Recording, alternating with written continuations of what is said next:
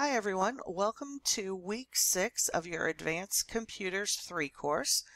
This week we're going to be beginning chapter 3 on presentation design. We're going to go all the way up through slide 33, so we're going to go through quite a bit of slides this week.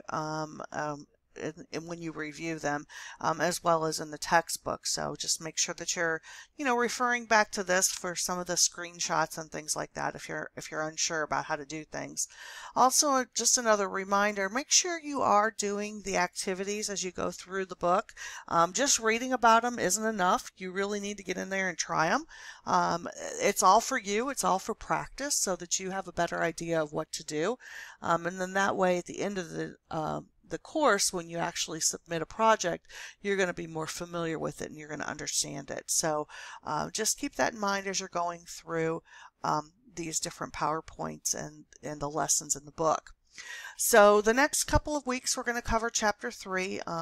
Presentation design chapter is all about creating shapes, applying quick styles and custom shapes, creating smart art and modifying smart art. And then also creating word art and modifying word art, and then modifying objects and arranging those objects. So all of these different things are done in similar manners. So, basically once you understand and master one area, you're going to have a pretty good concept on how to do the others, but they're similar but different. Okay, so the first thing we're going to look at is shapes. So this is where you can actually put in a presentation and an actual shape. So maybe you're using the shape to create a flow chart or just to highlight information, but that's what they're showing here is the different things that you can do as far as maybe curving it. A sharp rectangle versus a curved angle on those corners is a lot different. It just brings a totally different feel to the presentation. So that's what they're trying to show you with the different things with shapes. And then of course there's all kinds to choose from, not just the rectangles. As you can see here, we literally have just about anything you could imagine. Everything from, stars to circles to arrows, ovals, stop sign shapes, all of those different types. So the first thing you're going to want to do is to pick the type of shape that you're wanting to work with, and then you can do a lot of different things with them. So you can, make changes to them and all kinds of things.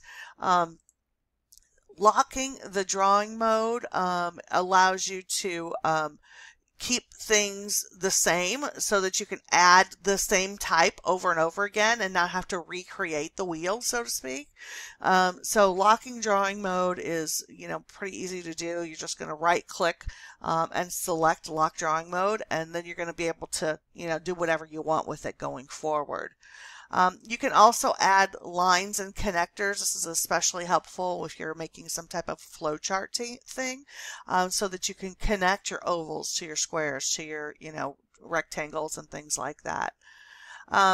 And then of course you can, make freeform shapes. So you can, this is just showing you how you can make it look however you want it to look. How you can grab one of those corners or vertices and move it around and make it look a little bit different. And then of course there's the different quick styles. You can have something cute like a little emoji type looking thing or a cloud, and then how do you quickly change that so that we're using the same type of style. How do you fill in a shape? In other words, how do I, make a specific color so that they look they look the way I want it to look?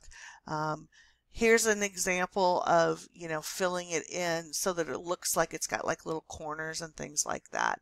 So there's a lot of things having to do with that when we talk about shapes. Then we're going to get into looking at smart art. So smart art is things that's already, created, things that we've already got put together. So diagrams that are already, set up so that we don't have to, reinvent the wheel every time. So they're going to go through and show you some of those different types of smart art diagrams and then what to do with them. And then how to modify them. How do we make it ours? How do we make it look like what we want it to look like? And then they're going to also look at this word art and how you can do the same type of thing with word art. So how can I make it mine? How can I make it look the way that I want it to look and to go with the style that I have chosen for my particular PowerPoint?